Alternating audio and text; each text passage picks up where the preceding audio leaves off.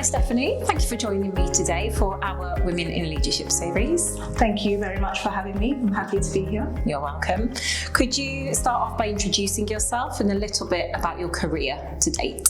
Sure. So I'm Stephanie John. I've been working in the financial services industry for just over 12 years now.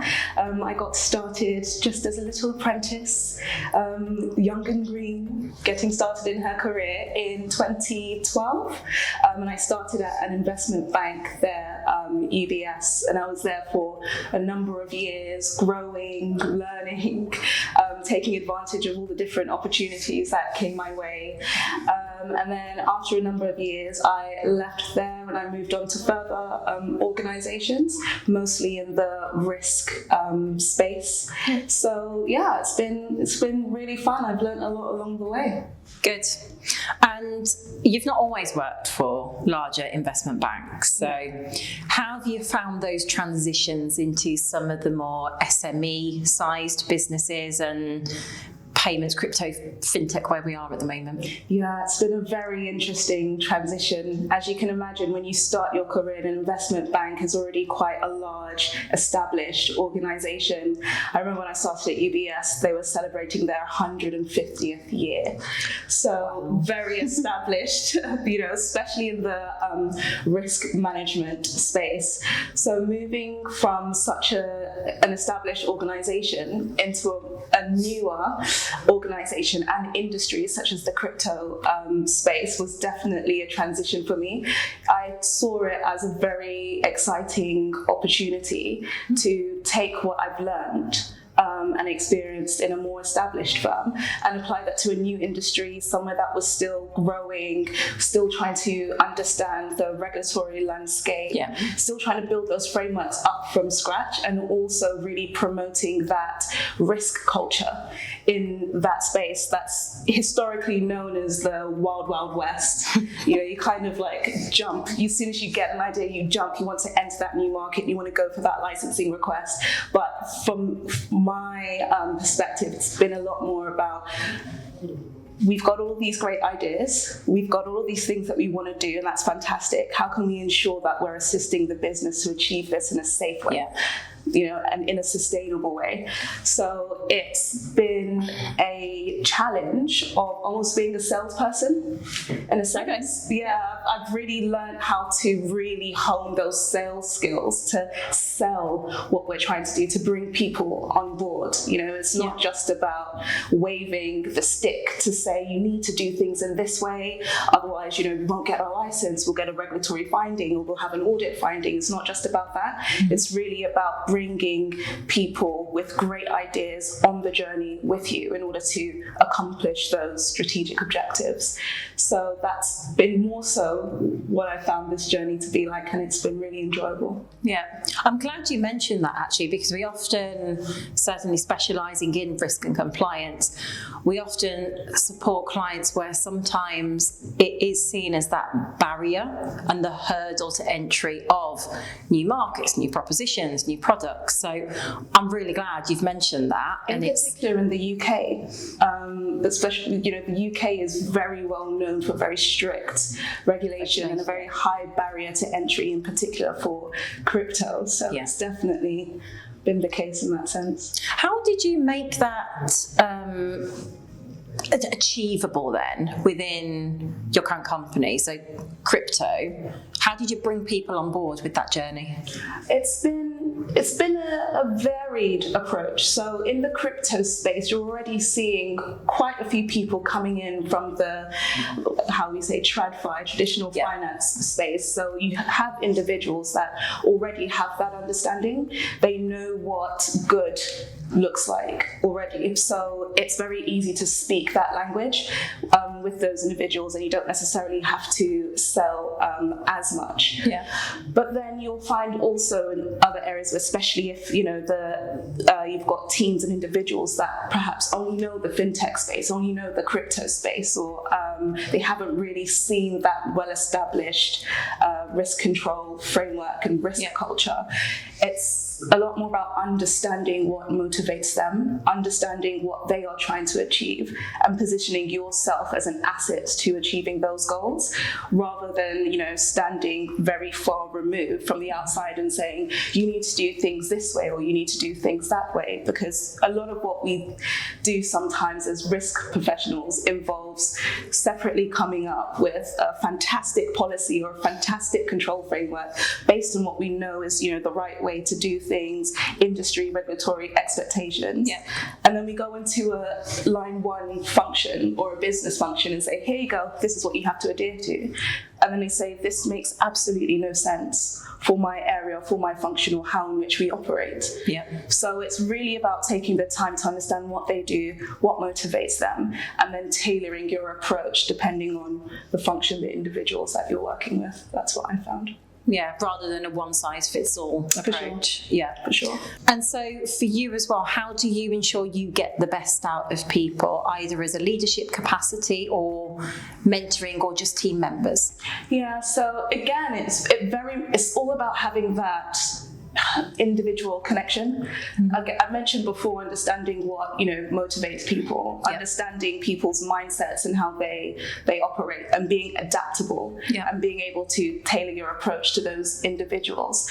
What motivates a junior member of staff who's just starting out, in their career, and they're eager to get to that, next level, might be very different from something that motivates an executive partner or the head of another function that you need to influence, who's been in their role and been in their function, and they potentially, are very comfortable with how they do things and, what they want to do. So again, it's about being adaptable, being able to mold your approach. There is no one size fits all, and being able to step into the shoes of the person who you're trying to encourage or influence. Yeah.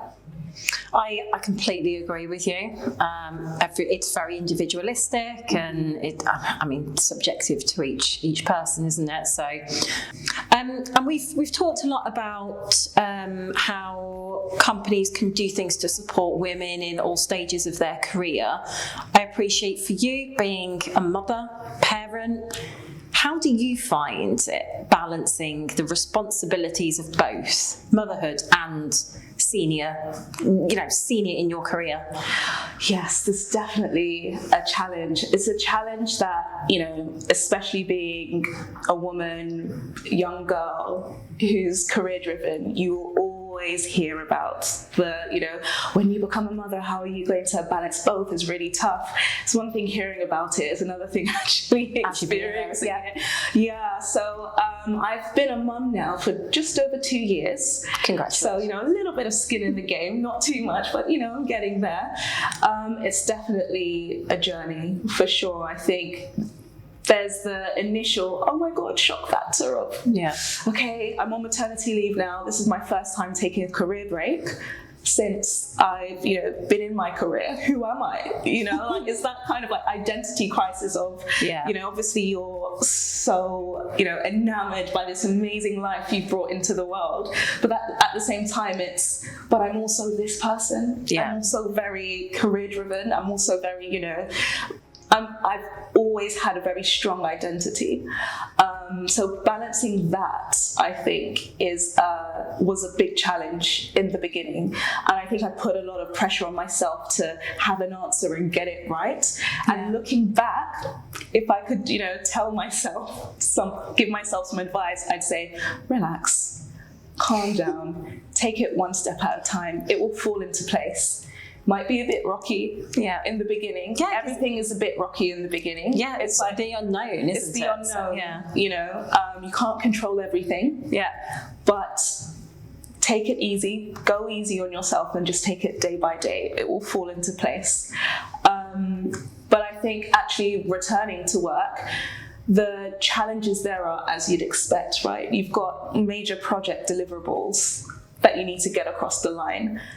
But then you're getting a call from nursery saying, oh, your daughter's ill, unfortunately, you're going to have to balance the two. And then you've got a crying baby, and you've got your other hand on the laptop trying to, balance the two. But I think what has really helped me so far is, one, of course, having a very supportive partner. two, having the type of culture in my office where we talk about these things, and we don't just pretend it's some hidden thing and we're all happen. Here and 100%. Or other people aren't going through the same challenges. But what the main thing, funnily enough, that I have found the most helpful is having men going through the same thing as well. I think shared paternity leave, maternity leave, parental leave is incredibly important. And having senior leaders that are men taking that time out as well, to focus on the home, to be with their family, rather than it just being the women, helps massively. So actually seeing it happen as opposed to hearing that it might be something a company supports. 100%. And it's a positive, it has a very positive impact on the culture overall as well. Not only do women feel like, yes, I can take the time off. They don't have to deal with that, mental pressure of feeling, do I look like I'm not delivering because, I need to leave at 4:30 to pick up my daughter, kind of thing, and really worrying about the optics of it. It helps with that anxiety because, it's not just you going through it. It's not just the woman. It's a shared experience, across the board. That for me has been a massive help. And I think the more society changes to enable men as well to take on that family responsibility, as well as balancing that with their careers, that will have a positive knock-on impact on women and empowering more women to achieve leadership positions without thinking they have to make a huge sacrifice and choose either their career or their family.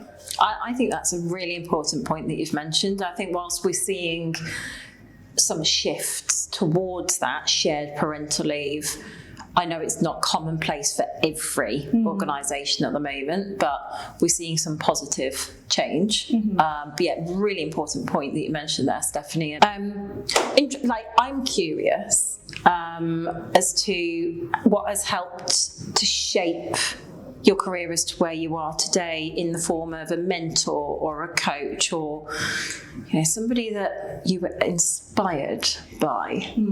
Do you have somebody like that, Stephanie? So I've been very lucky to have a number of mentors and role models throughout the duration of my career. I recall specifically one individual at one of the firms that I worked at prior had a very natural, human, authentic style to leadership. Was still very cutthroat when they needed to be, but they always made me take a step back and look inwardly and ask myself, who is my authentic self? What are the gifts and the talents that I can bring to the table that can make a difference and make a change, whether it's in my team, in my function, or in the organization.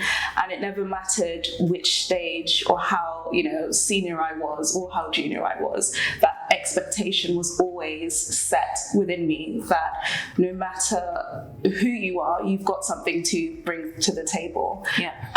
So I've been very lucky to have that instilled in me from the start of my career to now, and it's something that I definitely continue to promote and push wherever I am. Yeah, that sounds really interesting. I'll come back to one of the points that you've mentioned there.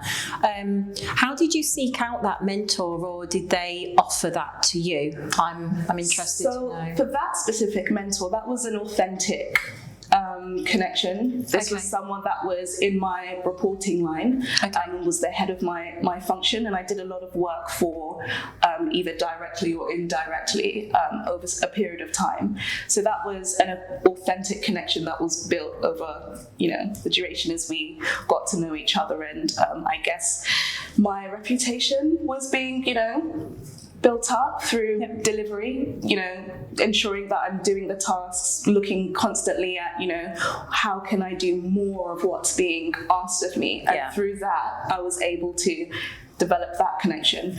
But I have had more formal forms of mentorship where I've sought that, whether it's through a formal program that's being offered internally within my organization or an external program, or if it's through word of mouth, perhaps. I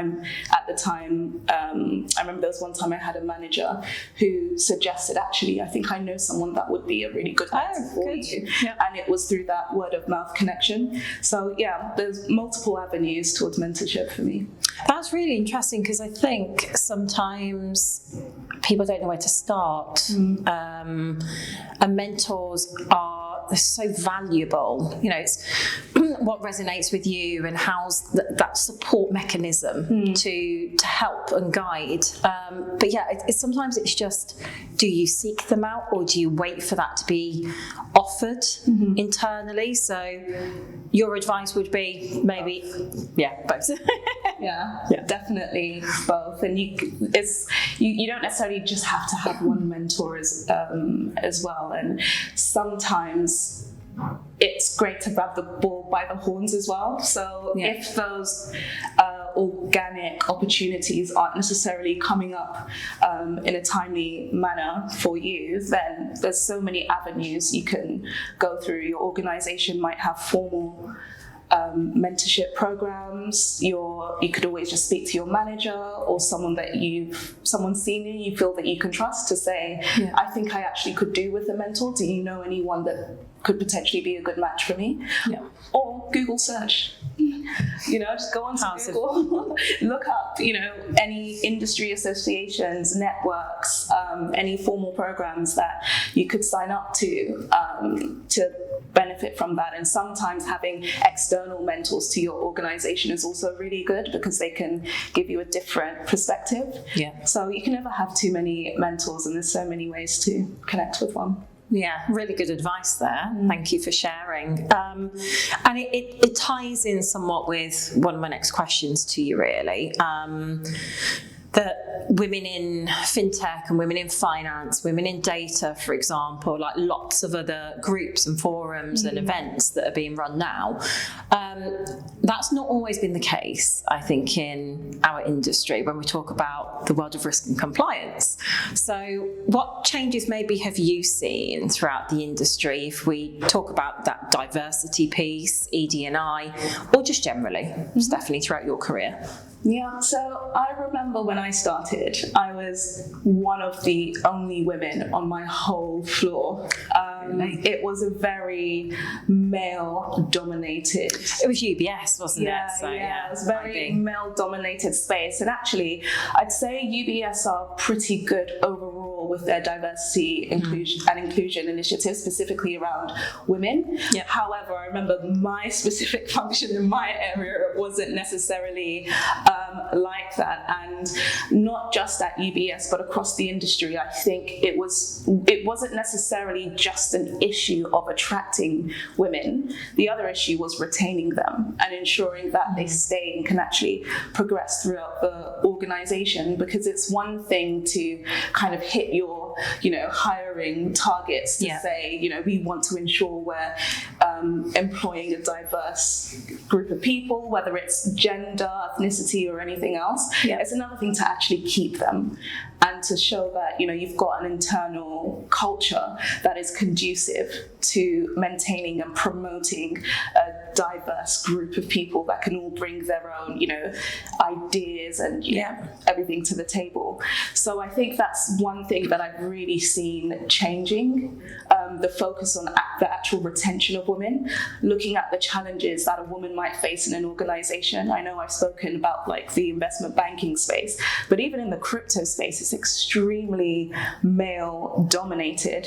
So there's a lot of conversations now and over the last few years of why is that, where do these barriers of entry begin? And a lot of times it begins much before the job posting goes out and we start asking for CVs. It's actually younger students, younger kids that have get into their heads of what they think may or may not be possible for them. Yeah. So there's been a great shift I've seen in changing the kind of like aspirations of young girls to say, you know, not just the general, you can be whatever you want to be, but actually, if you wanted to, you can do this. Yeah. You can work in STEM. You know, you can enter the financial services industry. You could be a future leader. You could be a CEO. You can. So I've seen that change in the industry over the last few years, and I think it's been very positive. Yeah, I wholeheartedly agree. I'm really glad you mentioned that, because it is one thing looking at the policies, how to attract and bring that diversity in whatever shape or form that looks like, but it's another thing with the retention. So I think now as well we're seeing a lot of family networks being put in place in organisations and supporting women through various stages of their career, through parenthood or, you know, whatever else it looks like.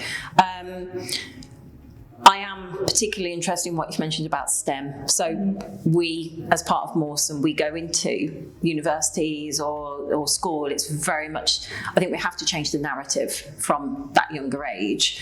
And that's part of this platform for our Women in Leadership series. So thank you for sharing. I did want to come back to your comment earlier about your authentic self and bringing that to the table. And just looking really at what your key success factors are that have allowed you to get to where you are today and be so successful. What would you say they were? I think being able, touching back on the authenticity point, has been very important. I think coming in as, you know, as a minority, as a woman, it's very easy to kind of look at what you think success looks like in someone else and just blindly emulate that and thinking that's what you need to be in order to get ahead. So whether it's as a woman thinking, okay, these are potentially like female traits I'm going to have to tone down and I need to be more like this, you know, in order to get to that next level, in order to, you know, become a leader in my organization.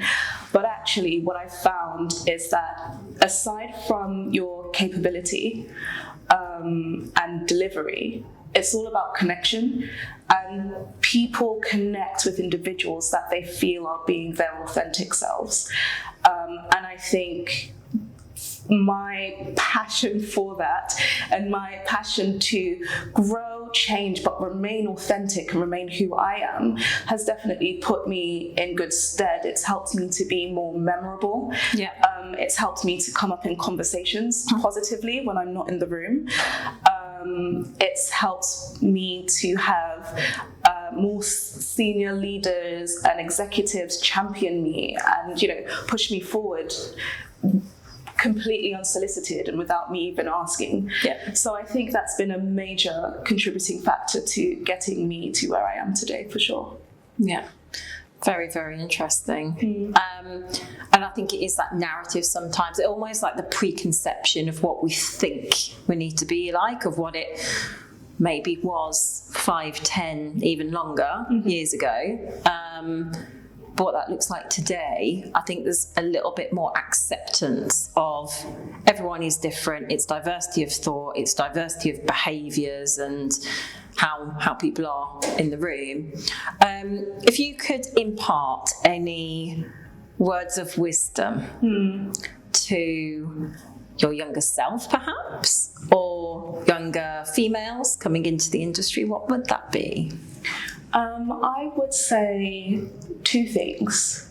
One, always remain keen, always remain open to learning, never be too scared to ask a question, don't be afraid of sounding silly. I always say why. It's a good question, it's a great question. Why is always a great question. Don't ever feel like, oh, should I already know this, or oh, will I look silly for not knowing this? Stay open, stay keen, stay eager to learn, and you'll just continue to grow and more and more opportunities will come your way.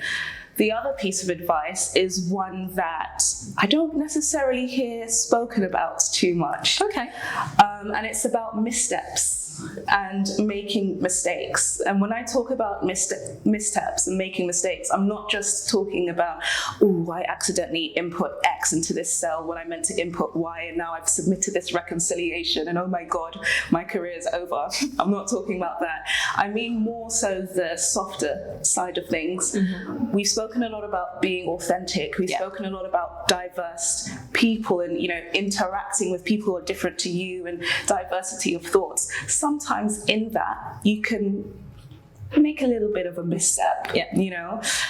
So it's all about learning how to come back from that.